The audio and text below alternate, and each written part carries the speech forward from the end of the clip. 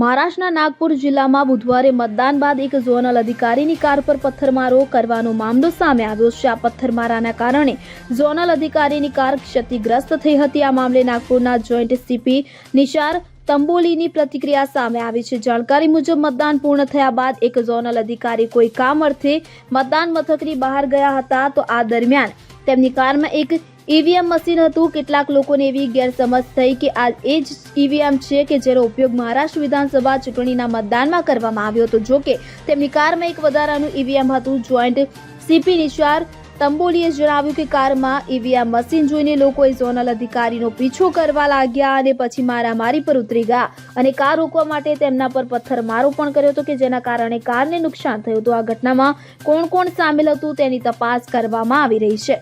પથ્થરમારો કરનાર લોકો સામે કાર્યવાહી કરવામાં આવશે તેમ પણ અધિકારીએ જણાવ્યું હતું। Bureau report CN24 news. હવે જુઓ દેશ દુનિયાની તમામ ખબરો તમારી આંગળીના ટેરવે। ઉઠાવો મોબાઈલ અને Google Play Store પરથી ડાઉનલોડ કરો અમારી CN24 ન્યૂઝ મોબાઈલ એપ।